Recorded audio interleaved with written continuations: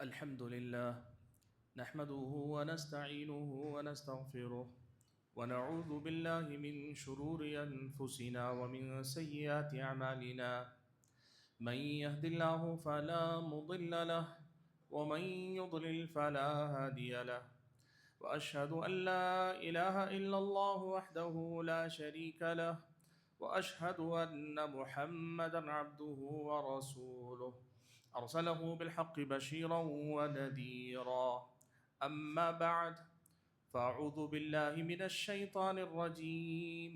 بسم الله الرحمن الرحيم.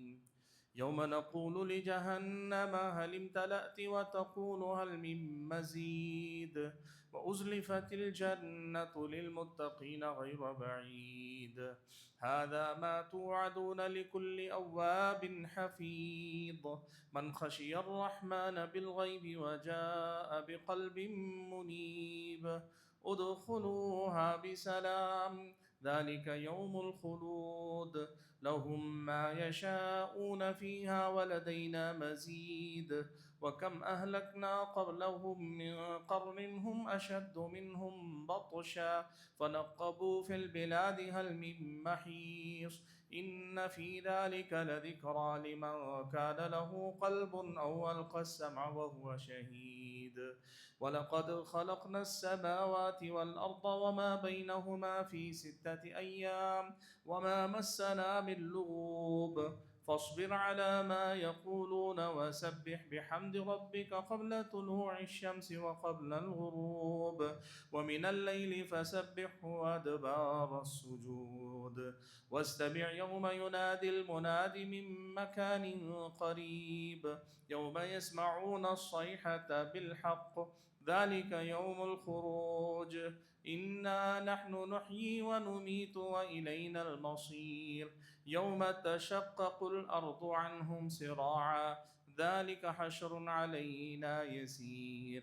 نحن أعلم بما يقولون وما أنت عليهم بجبار فذكر بالقرآن من يخاف وعيد.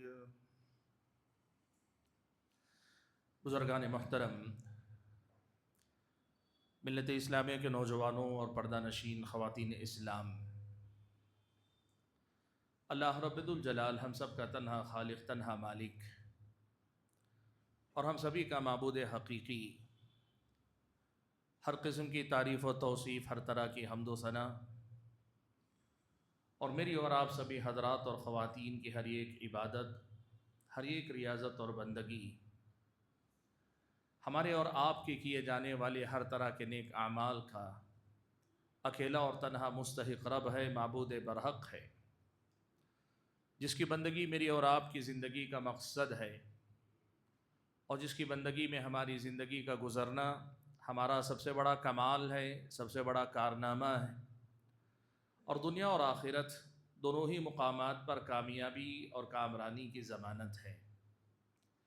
درود و سلام ہو نبی آخر الزماں پیارے نبی محمد صلی اللہ علیہ وسلم کے ذات گرامی پر، جنہیں اللہ تبارک و تعالیٰ نے اپنا آخری نبی و رسول بنا کر بھیجا، جنہوں نے اللہ تبارک و تعالیٰ کے دین کی وہ تعلیمات، وہ اچھی اور پاکیزہ تعلیمات ہم اور آپ تک پہنچائی، جو ہمیں ہماری زندگی کے تمام معاملات میں رہنمائی دینے والی، ہمارے اور آپ کی دنیا سنوارنے والی ہیں، اور ہم اور آپ کو آخرت میں رب العالمین کی رضا اور اس کی خوشنودی حاصل دلانے والی تعلیمات ہیں۔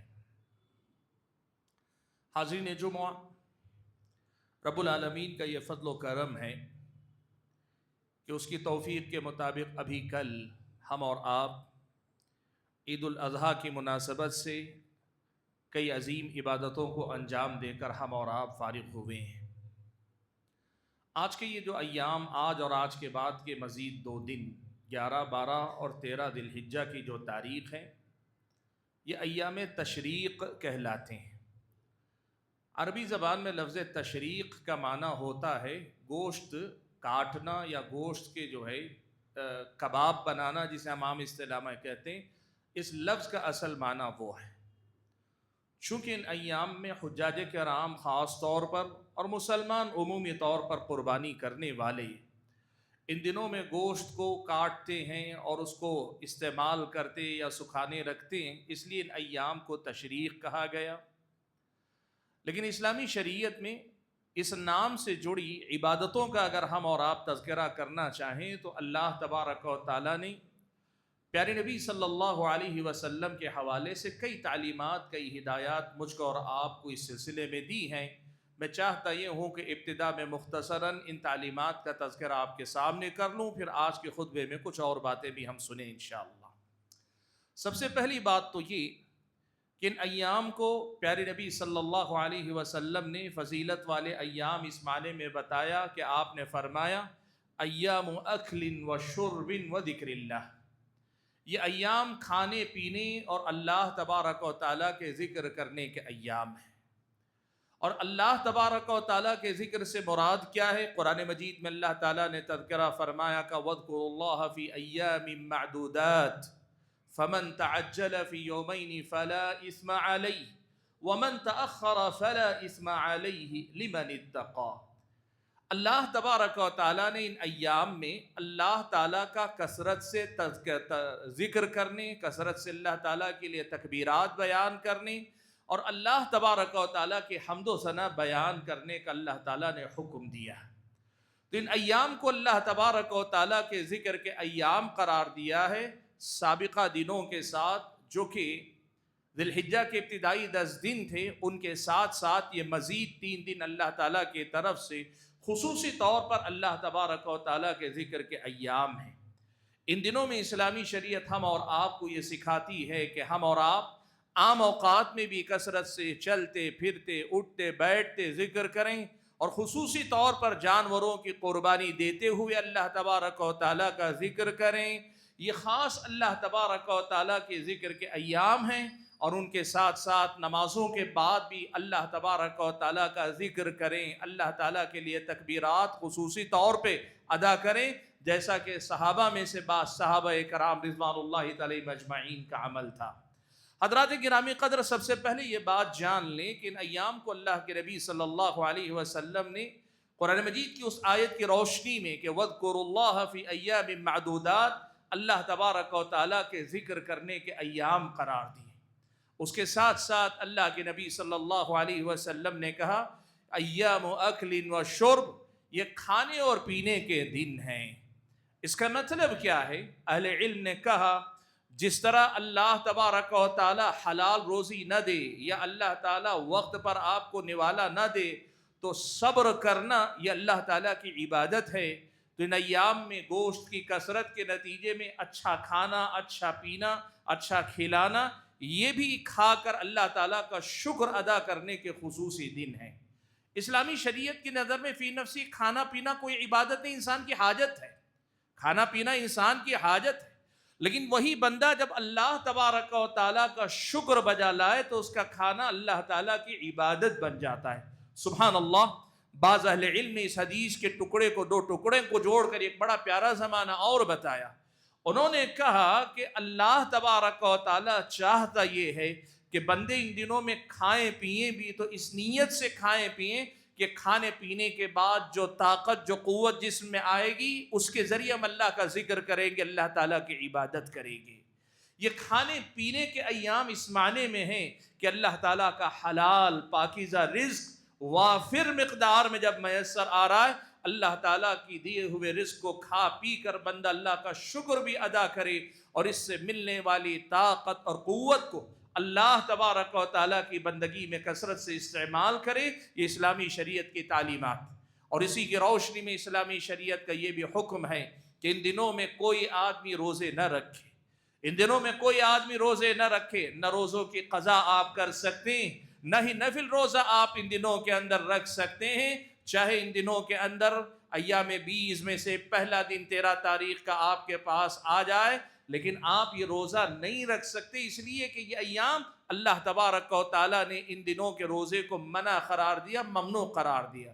ہاں، بعض اہل علم نے ایسا حاجی جس نے حج تمتع کیا اور حج تمتع میں وہ قربانی نہ کر سکے تو اسے 10 روزے رکھنے ہوتے ہیں، اور ان میں سے 3 روزے حج میں ہی رکھنا ہے اور 7 روزے بعد میں واپس لوٹ کر رکھنا ہے، تو اگر کوئی ان 3 دنوں میں رکھنا چاہے یا 3 دنوں میں سے کسی ایک دن بھی رکھنا چاہے، بعض اہل علم نے کہا صرف اس حاجی کو ان دنوں میں روزہ رکھنے کی اجازت ہے، ورنہ کئی اہل علم تو اس کے قائل ہیں کہ اس حاجی کو بھی ان دنوں میں روزہ رکھنے کی اجازت نہیں۔ تو ان احکام کا خاص طور پہ خیال رکھیں، اور ساتھ میں یہ مسئلہ بھی معلوم کر لیں کہ قربانی کے یہ 3 دن ہیں، یہ 3 دن اور قربانی کے علماء احناف کے پاس اور ایسے دیگر مسالک کے پاس 2 دن ہی، یعنی عید کے دن کو ملا کر صرف 3 دن قربانی کے مانے جاتے ہیں، اور وہ 3 ہی دن میں قربانی کو، یعنی 12 تاریخ کے غروب شمس تک وہ قربانی کے ایام مانتے ہیں۔ لیکن پیارے نبی صلی اللہ علیہ وسلم کی سلسلے میں ایک حدیث، شیخ البانی رحمۃ اللہ علیہ نے اس حدیث کی تحقیق میں مختلف طرق کی روشنی میں اس حدیث کو صحیح قرار دیا ہے۔ شیخ البانی رحمۃ اللہ علیہ نے جس حدیث کو صحیح قرار دیا، اس حدیث میں نبی علیہ السلام کا فرمان ہے کہ آپ صلی اللہ علیہ وسلم نے فرمایا ایام التشریق کلھا ذبح، یعنی یہ ایام تشریق جتنے بھی ہیں، اور ایام تشریق 13 ذی الحجہ تک ہیں، یہ متفق علیہ بات، لیکن اللہ کے نبی نے کہا ایام تشریق جتنے بھی ہیں ان تمام دنوں کے اندر جانور ذبح کیے جا سکتے ہیں۔ یہ اللہ کے نبی صلی اللہ علیہ وسلم کی طرف سے ہدایت ہے، اور اہل علم نے کہا یہ حاجیوں کے لیے حج میں بھی ہے، یہ ایک عام مسلمان کے لیے اپنے عید الاضحیٰ کے موقع پر قربانی کے بھی ہیں۔ تو 13 تاریخ کے سورج ڈوبنے تک بھی جانوروں کی قربانی کی جا سکتی ہے، لیکن افضل یہ ہے کہ 10 ذی الحجہ کو کیا جائے، پھر اس کے بعد جتنا جلد آپ کر سکتے ہیں کر لیں۔ جانوروں کی قربانی جس قدر جلدی دیں اس قدر زیادہ افضل ہے۔ حضرات گرامی قدر، یہ کچھ بنیادی احکام تھے جن کا تعلق ان ایام سے تھا، جو ایام ہم اور آپ کو اللہ تعالیٰ نے عطا کیے ہیں۔ رب العالمین کا شکر ادا کیجئے کہ ہماری عبادتوں کو بھی اللہ تعالیٰ نے کس قدر پاکیزہ رکھا ہے، اللہ تبارک و تعالیٰ نے کس قدر دینی اور دنیاوی مفادات اور فوائد سے اللہ نے جوڑ کے رکھا ہے۔ ہماری عبادتوں میں اللہ تبارک و تعالیٰ نے کس قدر سلیقہ اور نفاست رکھی ہے، اور رب العالمین کا شکریہ اس پر بھی ادا کیجئے کہ اس رب نے کتنی باریکی کے ساتھ ایک ایک حکم، کتنی تفصیل کے ساتھ نبی علیہ السلام کے ذریعے ہم اور آپ کو سکھلایا اور بتلایا ہے۔ حاضرین گرامی قدر، یہ کچھ بنیادی باتیں تھیں جن کا تعلق ایام تشریق سے تھا۔ اس تذکرے کے بعد میں چاہتا ہوں کہ حضرت ابراہیم علیہ السلام کی جو سیرت ہم اور آپ نے پڑھی ہے، سنی ہے، اور اسی سیرت سے جڑی ہوئی ایک عظیم عبادت کل ہم نے انجام دی ہے، اس حوالے سے 2-3 اہم گزارشات آپ کے سامنے رکھ لوں۔ ان میں سے سب سے پہلی بات جو آپ کے سامنے ذکر کرنی ہے وہ یہ کہ ہم اور آپ نے اللہ کی توفیق کے مطابق جانوروں کی قربانی دی، اور جانوروں کی قربانی دیتے ہوئے آپ نے یہ بات بارہا سنی، اہل علم نے آپ کو بارہا متوجہ کیا کہ جانور کی صرف قربانی دینا صرف یہی مقصود نہیں، آدمی کو ابراہیم علیہ السلام کی سیرت سے یہ سبق بھی سیکھنا چاہیے کہ یہ قربانی صرف جانور کی قربانی نہیں، بلکہ یہ حقیقت میں اپنی خواہشات کی قربانی، اپنی پسندیدہ چیزوں کی قربانی دینے کا نام ہے۔ اور اللہ تبارک و تعالیٰ کے سامنے حضرت ابراہیم نے انجام کار جو جانور ذبح کیا، وہ اصل میں جانور کی قربانی نہیں تھی، وہ اپنی پسندیدہ ترین اولاد کی قربانی تھی جو حضرت ابراہیم علیہ السلام دینے کے لیے آمادہ تھے۔ یہ بات آپ نے اہل علم سے بارہا سنی ہے کہ جب آپ جانور قربان کر رہے ہو، اس جانور کی قربانی کو اللہ کی عبادت سمجھنے کے ساتھ ساتھ اپنے اندر قربانی کا وہ جذبہ بھی پیدا کرے کہ اللہ کی خاطر ہر اس چیز کی قربانی دیں گے جس کی قربانی رب العالمین ہم اور آپ سے چاہے گا۔ ہم اور آپ نے یہ بات سنی ہے، سیکھی، لیکن آج میں آپ کو حضرت ابراہیم علیہ السلام کی سیرت سے ایک بڑی اہم بات اسی قربانی کے حوالے سے بتانا چاہتا ہوں۔ بھائیو، ایک سوال ہم اپنے آپ سے پوچھیں، ایسی کیا بات تھی کہ حضرت ابراہیم علیہ السلام ہر وقت قربانی دیتے تھے اور بڑی آسانی سے دیتے تھے؟ آسانی کا مطلب یہ کہ بغیر تردد کے، بغیر جھجک کے اللہ کے حکم پہ فوراً سر تسلیم خم کر دیتے۔ حضرت ابراہیم فوراً قربانی دے دیتے تھے، اور ہم اور آپ جو اسی نبی کی، پھر پیارے نبی محمد صلی اللہ علیہ وسلم کی اقتداء کرتے ہوئے جانور تو قربان کر لیتے ہیں، لیکن اپنی زندگی میں قربانیاں نہیں دے پاتے ہیں۔ اپنی خواہشات کی قربانی نہیں دے پاتے، رب العالمین کے دین پر چلنے کی خاطر اپنی دنیا کو قربان نہیں کر پاتے۔ زندگی ہمیشہ یہ چاہتی ہے کہ اللہ کی رضامندی کی خاطر کچھ چیزوں کو چھوڑا جائے، کچھ چیزوں کو اپنایا جائے، اور اس راہ میں جو قربانی مطلوب ہو دی جائے۔ کیا وجہ ہے کہ ہم اور آپ نہیں دے پاتے ہیں؟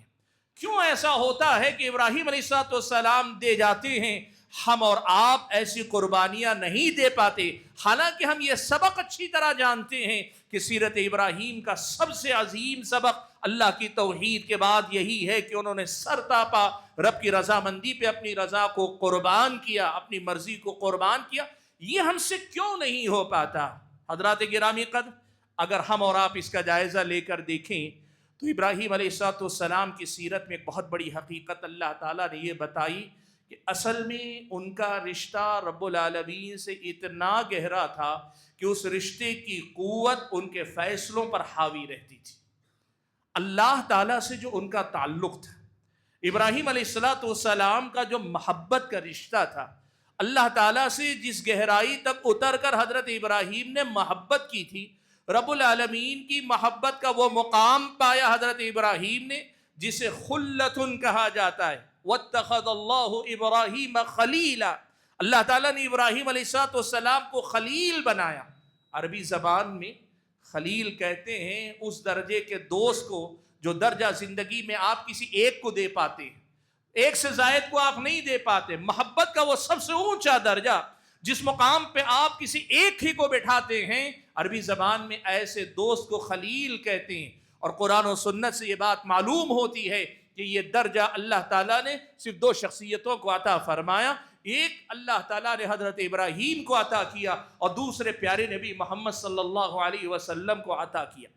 یہ جو اللہ کی محبت کا درجہ کہ اللہ نے انہیں اپنا خلیل بنا لیا، اس درجے کے حضرت ابراہیم مستحق ہو پائے تو کس وجہ سے پتہ ہے؟ اس وجہ سے کہ اللہ کی محبت میں ڈوبتے گئے، اللہ کی محبت میں اترتے گئے، اللہ تعالیٰ کی محبت کو اپنی زندگی میں گہرے سے گہرا اتارتے گئے، یہاں تک کہ اللہ کی محبت ساری محبتوں پر غالب تھی۔ یہی وہ راز ہے، یہی وہ مسئلہ ہے جس پہ اصل میں مجھ کو اور آپ کو محنت کرنے کی ضرورت ہے۔ ہم سب اللہ پہ ایمان رکھتے ہیں الحمدللہ، اور میں آگے بڑھ کے کہوں الحمدللہ ہم سب توحید پر اللہ تعالیٰ کی توفیق سے قائم ہیں۔ ہماری زندگیوں میں ہم شرک پسند نہیں کرتے، شرک کو گوارا نہیں کرتے، لیکن اللہ کے بندو، اللہ سے جو رشتہ ہے وہ صرف توحید کے نام پہ شرک سے بچ جانے کا رشتہ نہیں، توحید کے نام پہ رب العالمین سے ایسی سچی محبت، ایسی گہری محبت کہ جس محبت میں آدمی پھر رفتہ رفتہ اللہ کا ہو جائے، اللہ کی مرضی کے تابع اپنی مرضی کو کر لے، تو پھر آپ یقین کیجئے یہ تکلیف کا مسئلہ نہیں، یہ خوشی کا مسئلہ ہو جاتا ہے کہ آدمی قربانی دے۔ سبحان اللہ، آج اگر آپ فرق دیکھنا چاہیں، ہم قربانی دیتے ہیں تو قربانی کے جذبے سے دیتے ہیں کہ ہم کچھ چھوڑ رہے ہیں، لیکن محبت کے کمال پر اگر ہم پہنچ پائے، رب العالمین کی محبت کو اپنے دلوں میں مضبوط کر پائے، تو یقین مانیے ایسی کیفیت ہوگی کہ کوئی بھی قربانی دیتے ہوئے قربانی نہیں، خوشی خوشی ہم اس چیز کو لٹانے کے لیے تیار ہو جاتے ہیں۔ آپ سوچیں ابراہیم علیہ السلام کی زندگی میں اللہ تعالیٰ نے کیسی کیسی آزمائشیں رکھی۔ آپ سوچ بھی سکتے ہیں 80 سال تک اللہ تعالیٰ اولاد نہ دے اور آدمی صبر کرے، نہیں ہو پاتا، اور آدمی صبر کر بھی لے جائے، رضامندی کا اظہار بھی کرے، چلتے پھرتے اٹھتے بیٹھتے، یہ ہمارے سماج کے ہمارے اپنے افراد جو سوالات کرتے ہیں بے اولاد لوگوں سے، بے اولاد افراد اور خواتین سے، سماج کے لوگوں کے جو سوالات، کبھی طنز کبھی ہمدردی کے انداز میں سوال، آپ یقین کیجئے جو لوگ بے اولاد ہوتے ہیں وہ بے اولاد ہونے کا غم تو سہتے ہی ہیں، لیکن اس کے ساتھ چلتے پھرتے یہ سماج کے سوالات ان کے لیے اور بڑی مصیبت بن جاتے ہیں۔ 80 سال تک نبی وقت ہیں لیکن 80 سال تک بے اولاد ہیں۔ آپ سوچ کر دیکھیں کتنی بڑی قربانی حضرت ابراہیم علیہ السلام کی زندگی کیسے ممکن ہوا، اتنا لمبا صبر حضرت ابراہیم کیسے کر پائے؟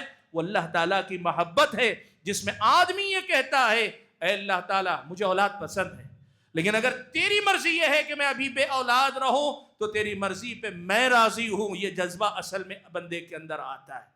یہ ہے اصل میں حضرت ابراہیم علیہ السلام کی قربانی کے پیچھے جذبہ کہ اللہ سے ان کا جو رشتہ، اس رشتے میں وہ اللہ تعالیٰ کے فیصلوں پہ رضامندی کا اظہار کرتے ہیں۔ آپ کو معلوم ہے آگ میں ڈالا جاتا ہے، کوئی سوچ سکتا ہے جیتے جی کوئی آگ میں ڈال دیا جائے؟ آپ دیکھیں بستی چھوڑ کر ہجرت کرنے کو کہا جاتا ہے، ہجرت بھی کر جاتے ہیں، اور ہجرت کہنے میں آسان ہے، کرنے میں بہت مشکل کام ہے۔ جس جگہ آپ پیدا ہوئے، جس جگہ آپ کے رشتہ دار، تعلقات، زندگی کے سارے ریفرنسز، یعنی آپ کی زندگی کی تمام جڑیں جہاں سے وابستہ ہیں، سب کاٹ کر ایک نئی دنیا آپ بسانے کے لیے چلے جائیں جہاں سب کچھ آپ کے لیے نیا ہو، آسان کام نہیں۔ لیکن حضرت ابراہیم کے لیے آسان ہو گیا۔ کیسے؟ وہی بات کہ اللہ تعالیٰ کی رضا اور خوشنودی کے لیے وہ جو تعلق اللہ تعالیٰ سے ہے نا، یہ اصل میں مضبوط جب ہو تو قربانی آسان ہو جاتی۔ اور اتنا ہی نہیں، آپ اس سے آگے دیکھیں، اولاد جب ہو گئی، اللہ تبارک و تعالیٰ نے حکم دیا کہ جاؤ اپنی بیوی اور شیرخوار بچے کو ایک ایسے مقام پہ چھوڑ کر آؤ جہاں بظاہر جینے کا کوئی سامان نہیں، نہ دانا، نہ پانی، نہ کوئی درخت، نہ کوئی گھاس پھوس، کچھ نہیں۔ وادی غیر ذی زرع، قرآن میں اللہ تعالیٰ نے ارشاد فرمایا ایسا مقام جہاں جینے کا کوئی سبب نہیں، اپنی شہیدی بیوی اور اپنے لخت جگر کو چھوڑ کر آنا، اور خاص طور پہ ایسا بچہ جو 80 سال کی لمبی مدت کے بعد جو ہے اللہ تعالیٰ کی مرضی کے بعد پیدا ہوئے بچوں میں سے ہے، ایسے بچے کو جا کے چھوڑ کر آنا، کوئی سوچ سکتا ہے کتنی بڑی قربانی؟ لیکن دی حضرت ابراہیم علیہ السلام نے۔ بھائیو یہ ساری قربانیاں ممکن ہیں، اور معاف کیجئے گا ہم اور آپ سے اللہ نے اتنی بڑی بڑی قربانیاں نہیں مانگی، بڑی چھوٹی چھوٹی چیزیں اللہ تعالیٰ مانگتا ہے۔ نماز فجر کے لیے بستر چھوڑ کے آ جاؤ، کوئی قربانی ہے؟ نہیں ہو پاتی ہم سے۔ اللہ تعالیٰ کہتا ہے پیٹ بھرنے کے لیے حرام کی طرف مت جاؤ، حلال پہ بس کر لو، کوئی بڑی قربانی تھوڑی ہے۔ اللہ تعالیٰ کہتا ہو سکتا ہے دنیا میں بہت زیادہ عیش و آرام والا گھر نہ ملے، مکان نہ ملے، لیکن جتنی تمہاری استطاعت ہے اس میں زندگی گزار لو، اتنا ہی تو اللہ تعالیٰ کہہ رہا ہے۔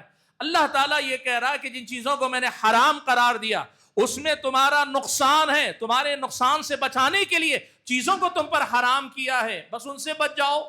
اس سے بڑا اللہ تعالیٰ نے ہم سے کیا چاہا؟ چھوٹی چھوٹی قربانیاں ہم سے نہیں ہو پاتی، وجہ کیا ہے بھائیو؟ اصل مسئلہ ہے ہماری توحید کو ابھی اور آگے اللہ تعالیٰ کی محبت کے کمال کا سفر طے کرنے کی ضرورت ہے۔ اللہ سے محبت کرو اللہ کے بندو، اللہ تعالیٰ سے اپنے رشتے پہ نظر ثانی کرو، یقین مانو یہ زندگی جو قربانی، جو بوجھ، جو بڑا بہت سارا کرنے میں ہمیں مشقت اور تکلیف محسوس کرواتی ہے، جس دن محبت کا سفر طے ہونے لگے گا یہ بوجھ نہیں، یہ مواقع بن جائیں گے، اپرچونٹی بن جائیں گے۔ ہم تلاش میں رہیں گے کہ اللہ تعالیٰ سے ملاقات کا کوئی موقع تو ملے۔ نبی علیہ السلام نماز کے بارے میں حضرت بلال سے کہتے تھے، سنن نبی داؤد وغیرہ کی روایت میں الفاظ ہیں، اللہ کے نبی نے کہا کہ صحابی کہتے ہیں اللہ کے نبی صلی اللہ علیہ وسلم کہتے تھے اقیم الصلاۃ ارحنا بها یا بلال، اے بلال نماز کے لیے اذان کہو یا اقامت کہو اور ہمیں اس کے ذریعے راحت پہنچاؤ۔ سبحان اللہ، نماز میں راحت ڈھونڈنے والے، اللہ تعالیٰ کے کلام قرآن مجید کو پڑھنے میں لذت پانے والے، اللہ تعالیٰ کا ذکر کرتے ہوئے وہ مزہ اور لذت پانے والے، اللہ تبارک و تعالیٰ کے سامنے اپنے گناہوں کا دفتر کھول کر بیٹھنے اور گڑ گڑانے والے، اور ان تمام کاموں میں اللہ تعالیٰ سے قربت اور نزدیکی کے احساس سے گزرنے والے جب ہم بنے تب جا کر زندگی میں قربانیاں دینا آسان ہوتا ہے۔ آج معاملہ اصل میں یہ ہے کہ جانور قربان بھی ہو جاتے ہیں اور ہم اور آپ اللہ کی توفیق ہی سے شرک اکبر سے بچ جاتے ہیں، بتوں کی پوجا نہیں کرتے، کسی آستان فقیر کے مقام پہ جا کے شرکی اعمال نہیں انجام دیتے، الحمدللہ۔ لیکن اللہ کے بندو ابھی اور یہاں سے آگے سفر لمبا طے کرنے کی ضرورت ہے۔ وہ مقام جو اللہ تعالیٰ کی محبت کا سفر ہے، رب العالمین کی محبت میں اپنے آپ کو اعلیٰ سے اعلیٰ درجے تک لے جانے کی کوشش کرو، یہاں تک کہ پھر رب العالمین ہم اور آپ سے محبت کرنے لگ جائے، اللہ ہم سے محبت کرنے لگ جائے۔